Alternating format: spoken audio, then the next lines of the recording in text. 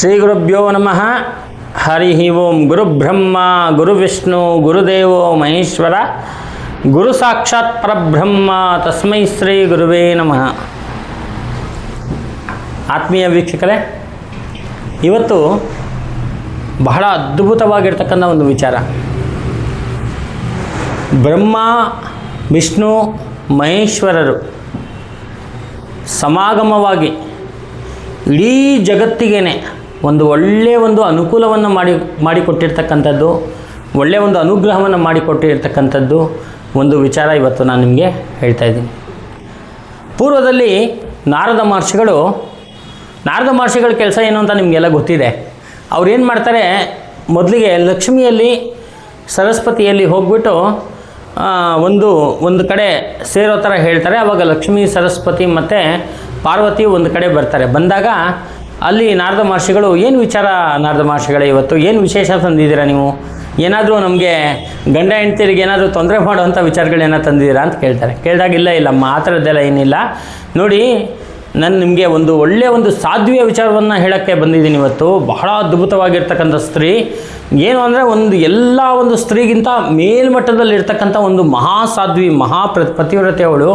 ಅಂಥ ಒಂದು ವಿಚಾರವನ್ನು ಇವತ್ತು ತಂದಿದ್ದೀನಿ ಅಂದ ತಕ್ಷಣ ಇವರಿಗೆಲ್ಲ ಒಂಥರ ಶಾಕ್ ಆಗಿಬಿಡುತ್ತೆ, ಏನಿದು, ಯಾವ ವಿಚಾರ ಹೇಳ್ತಾ ಇದ್ದಾರೆ ಅಂತ. ಆವಾಗ ನಾರದ ಮಹರ್ಷಿಗಳು ಹೇಳ್ತಾರೆ, ನೋಡಿ, ಅನಸೂಯ ಎಂಬತಕ್ಕಂಥ ಅತ್ರಿ ಮಹರ್ಷಿಗಳ ಪತ್ನಿ ಅನಸೂಯ ಬಹಳ ಮಹಾಸಾಧ್ವಿಯಾಗಿದ್ದಾಳೆ.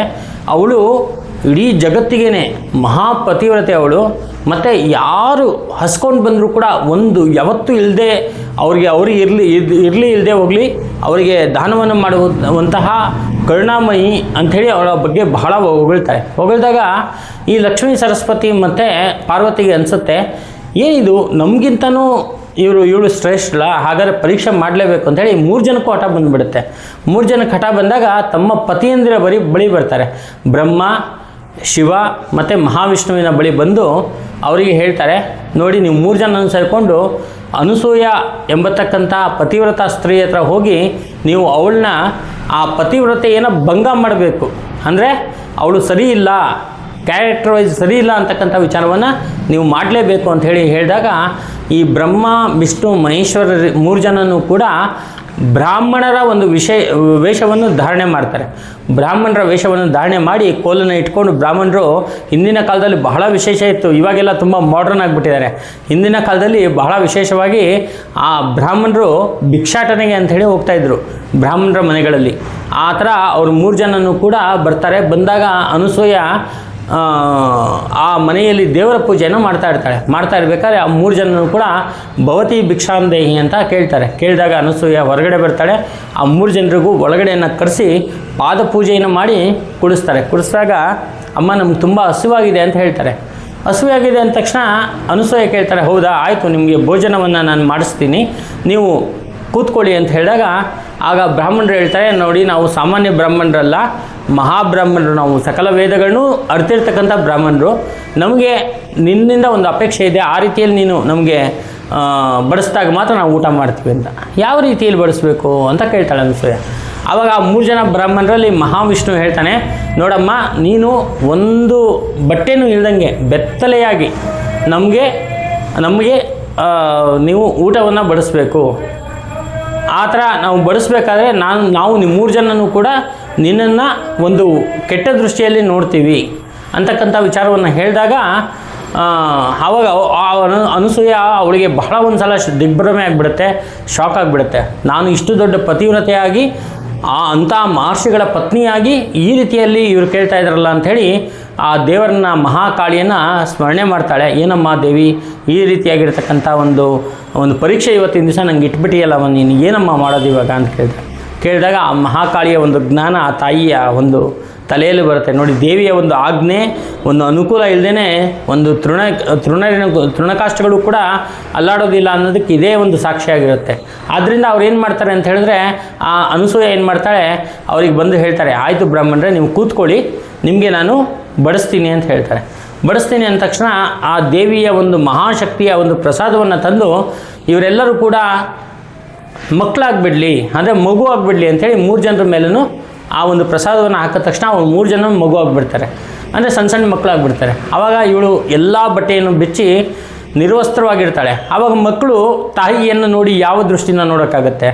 ಆವಾಗ ಆ ಒಂದು ಊಟನ ಬಡಿಸ್ತಾರೆ, ಆ ಮಕ್ಕಳೆಲ್ಲ ಮಾಡ್ತಾರೆ, ಸಂತೋಷವಾಗಿ ಅವರ ಮನೆಯಲ್ಲಿ ಆಟಾಡ್ಕೊಂಡಿರ್ತಾರೆ. ಆಟಾಡ್ಕೊಂಡಿರ್ಬೇಕಾದ್ರೆ ಜ್ಞಾನ ದೃಷ್ಟಿಯಲ್ಲಿ ಪಾರ್ವತಿ ನೋಡ್ತಾಳೆ, ಅಯ್ಯಯ್ಯೋ ಎಂಥ ಒಂದು ಅನಾಚಾರ್ಯ ಆಗ್ಬಿಡ್ತು, ನಮ್ಮಿಂದ ಅಚಾತುರ್ಯ ಆಗೋಯ್ತಲ್ಲ ಅಂಥೇಳಿ ಆ ಲಕ್ಷ್ಮಿಯನ್ನು ಸರಸ್ವತಿಯನ್ನು ಕರ್ಕೊಂಡು ಪಾರ್ವತಿಯು ಅನಸೂಯ ಮನೆಗೆ ಬರ್ತಾರೆ. ಅನಸೂಯ ಮನೆಗೆ ಬಂದು, ದೇವಿ ನನ್ನ ಕ್ಷಮಿಸ್ಬಿಡಮ್ಮ, ನಮ್ಗೆ ಗೊತ್ತಿರಲಿಲ್ಲ, ನಮಗೆ ಏನಾಯಿತು ಅಂದರೆ ಅಹಂಕಾರ ವಶದಿಂದ ನಾವೇನೋ ಒಂದು ಪರೀಕ್ಷೆ ಮಾಡೋಕ್ಕೆ ಹೋಗಿ ನಮಗೆ ಈ ಥರ ಆಯಿತು, ದಯವಿಟ್ಟು ನಮ್ಮನ್ನು ಒಂದು ಕ್ಷಮಿಸಿ ನಮ್ಮ ಪತಿಯನ್ನು ಮರಳಿಸಿಕೊಡು ಅಂದಾಗ ಅನಸೂಯ ಮತ್ತೆ ಆ ದೇವಿಯನ್ನು ಪ್ರಾರ್ಥನೆ ಮಾಡಿ ಅವರ ಮೇಲೆ ಆ ಒಂದು ಮಂತ್ರಾಕ್ಷತೆಯನ್ನು ಎಸೆದಾಗ ಬ್ರಹ್ಮ ವಿಷ್ಣು ಮಹೇಶ್ವರರು ಮತ್ತೆ ಬರ್ತಾರೆ.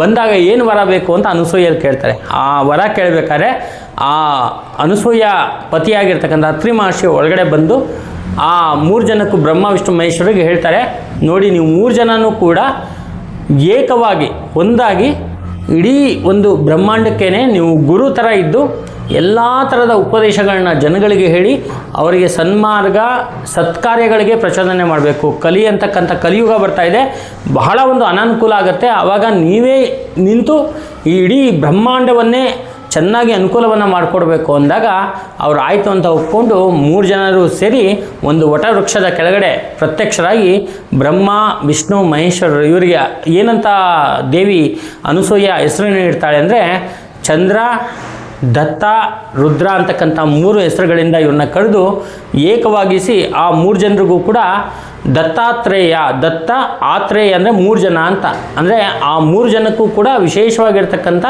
ಒಂದು ಹೆಸರನ್ನು ಇಟ್ಟು ದತ್ತಾತ್ರೇಯ ಎಂಬತಕ್ಕಂಥ ನಾಮಕರಣವನ್ನು ಮಾಡ್ತಾಳೆ. ಆ ಒಂದು ಕ್ಷೇತ್ರನೇ ಪುಣ್ಯಕ್ಷೇತ್ರನೇ ಗಾಣಿಗಾಪುರ. ಆ ಗಾಣಿಗಾಪುರದಲ್ಲಿ ಎಂತೆಂಥದ್ದು ಭೂತ ಪ್ರೇತ ಪಿಶಾಚಿಗಳನ್ನ ಓಡಿಸೋಂಥ ಶಕ್ತಿ ಇದೆ. ಅದ್ಭುತವಾಗಿರ್ತಕ್ಕಂಥ ಜ್ಞಾನ, ನೆಮ್ಮದಿ, ಶಾಂತಿ ಎಲ್ಲವೂ ಬರುತ್ತೆ. ಆದರೆ ಜನಗಳು ಇವಾಗೆಲ್ಲ ಸ್ವಲ್ಪ ಆ ಕ್ಷೇತ್ರವನ್ನು ಹಾಳು ಮಾಡಿಬಿಟ್ಟಿದ್ದಾರೆ. ಯಾಕಂದರೆ ಗೊತ್ತಲ್ಲ ಜನಗಳದ್ದು. ಆದ್ದರಿಂದ ಆ ಒಂದು ಪುಣ್ಯಕ್ಷೇತ್ರವನ್ನು ಪುಣ್ಯಕ್ಷೇತ್ರವಾಗಿ ಇಟ್ಬಿಟ್ರೆ ತುಂಬ ಅನುಕೂಲ ಆಗುತ್ತೆ. ಒಂದು ಎರಡನೇದಾಗಿ ಏನಪ್ಪ ಅಂತೇಳಿದ್ರೆ ಅಂಥ ಅದ್ಭುತ ಕ್ಷೇತ್ರ ಇನ್ನೊಂದಿಲ್ಲ. ಆ ಗಾಣಿಗಾಪುರಕ್ಕೆ ಯಾರು ಹೋಗಿ ಆ ದತ್ತನ ಸೇವೆ ಮಾಡ್ಕೊಂಡು ಬರ್ತಾರೋ ಅವ್ರಿಗೆಲ್ಲ ಅದ್ಭುತವಾಗಿರ್ತಕ್ಕಂಥ ಒಂದು ಆಶೀರ್ವಾದ ದತ್ತನಿಂದ ಸಿಗುತ್ತೆ. ಅದ್ರ ಜೊತೆಗೆ ಏನಪ್ಪ ಅಂತೇಳಿದ್ರೆ ಗುರು ದತ್ತಾತ್ರೇಯರಿಗೆ ಮಹಾ ಋಷಿಗಳು, ಮಹಾ ಒಂದು ತಪಸ್ವಿಗಳೆಲ್ಲ ಗುರು ದತ್ತಾತ್ರೇಯನ ಒಂದು ಆರಾಧನೆಯನ್ನು ಮಾಡಿ ಮೋಕ್ಷವನ್ನು ಪಡೆದಿರ್ತಕ್ಕಂಥ ವಿಚಾರ. ಗುರು ದತ್ತರ ಬಗ್ಗೆ ಎಷ್ಟು ಹೇಳಿದ್ರೂ ಕೂಡ ಸಾಲದೇ ಇರ್ತಕ್ಕಂಥದ್ದು ಇವತ್ತಿನ ದಿವಸದ ಒಂದು ವಿಚಾರವಾಗಿರುತ್ತೆ. ಇನ್ನು ಮುಂದಿನ ಒಂದು ಎಪಿಸೋಡಲ್ಲಿ ಇನ್ನೂ ಒಂದಷ್ಟು ದತ್ತನ ಒಂದು ವಿಶೇಷವಾಗಿರ್ತಕ್ಕಂಥ ಅನುಕೂಲ ಮತ್ತು ಆ ಒಂದು ದತ್ತ ಚರಿತ್ರೆಯಲ್ಲಿ ಬಂದಿರತಕ್ಕಂಥ ಕೆಲವು ಸಾರಾಂಶಗಳನ್ನ ಹೇಳ್ತೀನಿ. ಇವತ್ತಿಗೆ ಈ ಒಂದು ಎಪಿಸೋಡು ನಿಮಗೋಸ್ಕರ ಗುರು ದತ್ತಾತ್ರೇಯರ ಬಗ್ಗೆ. ಎಲ್ಲರೂ ಕೂಡ ಒಂದು ಸ್ವಲ್ಪ ಪ್ರಯತ್ನ ಮಾಡಿ ಆ ಒಂದು ದತ್ತನ ಕ್ಷೇತ್ರಕ್ಕೆ ಹೋಗೋಕ್ಕೆ. ಅದು ಕೂಡ ಗುರುವಾರ ದಿವಸ ಹೋದರೆ ಅಥವಾ ಗುರು ಪರ್ವಕಾಲಗಳಲ್ಲಿ ಹೋದರೆ ನಿಮಗೆ ಬಹಳ ಒಂದು ಅನುಕೂಲವನ್ನು ಆಗುತ್ತೆ ಅಂತಕ್ಕಂಥ ವಿಚಾರ. ಆ ಅನಸೂಯ ತಾಯಿಗೆ ಮಹಾಕಾಳಿಯ ಅಂಶ ಅವಳು ಅನಸೂಯ ತಾಯಿ. ಮತ್ತು ಗುರು ದತ್ತಾತ್ರೇಯರಿಗೆ ನಮಸ್ಕರಿಸ್ತಾ ಈ ಒಂದು ಎಪಿಸೋಡನ್ನು ಮುಗಿಸ್ತಾ ಇದ್ದೀನಿ. ನಮಸ್ಕಾರ.